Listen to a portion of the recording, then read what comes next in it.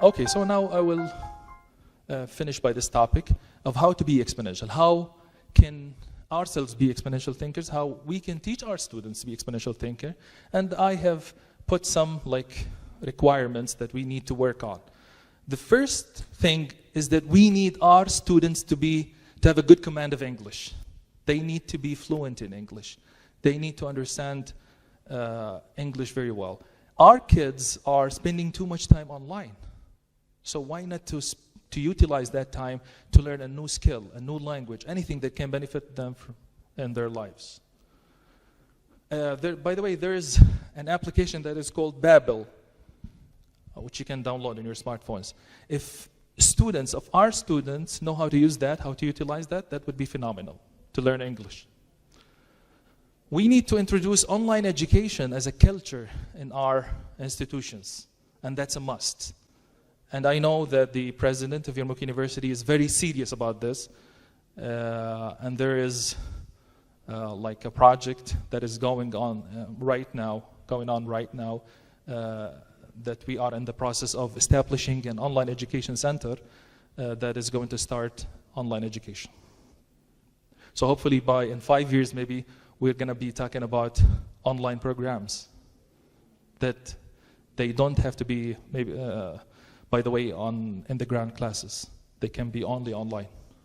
Oh, that's our dreams. Okay. We need to let our students understand the available resources available on the internet. For example, Kaggle is a website or an application that you can download on your smartphone that looks for people that are capable of building mathematical algorithms for predictive modeling and analytics. And it's totally based on the idea of crowdsourcing. TaskRabbit is also a website or application that helps anybody find a job online from anywhere, anytime, from the comfort of his very home. All he needs is an internet connection. Kickstarter is a global crowdfunding platform that helps bring innovative projects into life. If you have an innovative idea and you don't have money, well, you can use Kickstarter to raise funds from people that you never met with, that don't know you, simply because they believe in your innovative idea. And you can bring your innovative project into life.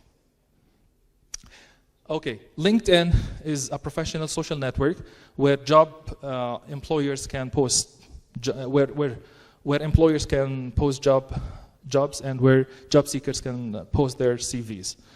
What I'm trying to say is that our students are totally oblivious of all this. They're unaware of all this. We need to let our students be aware of all this so that they become better onliners. I have enlisted here plenty of websites for crowdsourcing and for crowdfunding. I would be happy to share this presentation with you if you guys are interested. We need to hold contests and competitions and spread the spirit of innovation and interaction in the class between students. That's fundamentally important. We need to enhance active student participation and interaction in the class and spread the spirit of innovation. We need to review our curricula and adapt them to the real and future world and make them future-proof. At the Singularity University, Salim Ismail, he says at the Singularity University, 80% of the curriculum is about the future.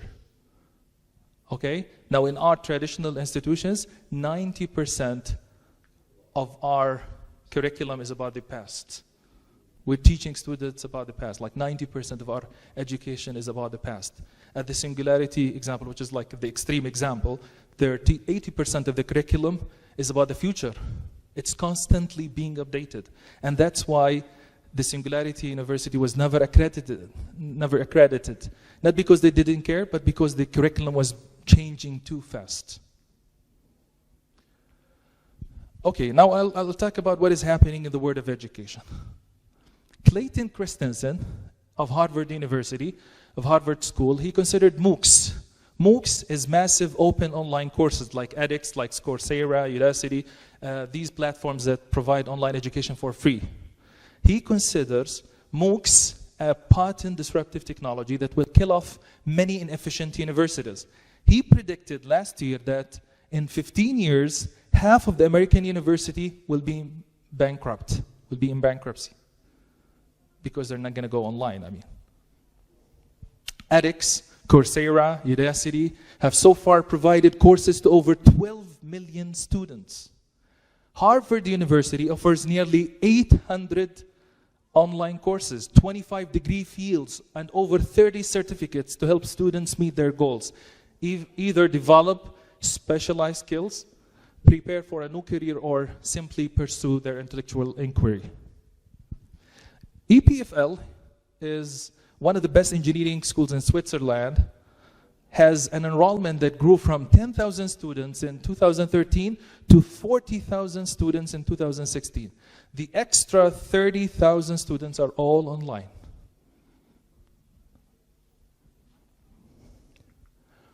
So, like for us, for Hijawi faculty for engineering technology, we have set like targets for ourselves. We need to reach 25% of online education by 2020.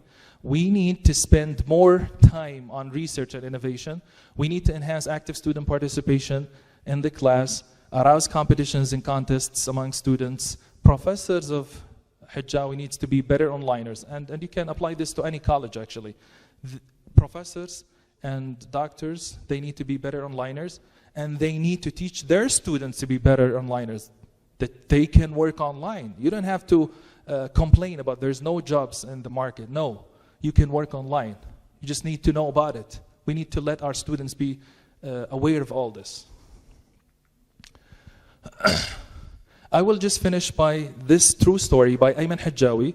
He says that for 5 years in his company, he was trying to implement an ERP solution, financial solution. And the finance department was resisting that because they were afraid that once that was started, they will get fired. But when that was imposed and enforced upon them, the business grew. And when the business grew, all the people that were afraid of being fired, they were utilized in logistics. So what he's basically saying, that exponential growth will create a new world of opportunities. Hence, current employees will be replaced, not replaced. So they're going to be utilized somewhere else. I will just remind you that we are still here at this very intersection point where the linear curve crosses the exponential trend, and that a word of chaos and amazement is still ahead of us. We're only 1% down the road. If we have not transformed ourselves, our institutions, our universities, our companies, our business models from linear to exponential, then it will not only seem as though our competition is racing away from us, but that we are sliding backwards at the breakneck speed into oblivion. Well, thank you for your attention, and that's the end of my talk. Thank you.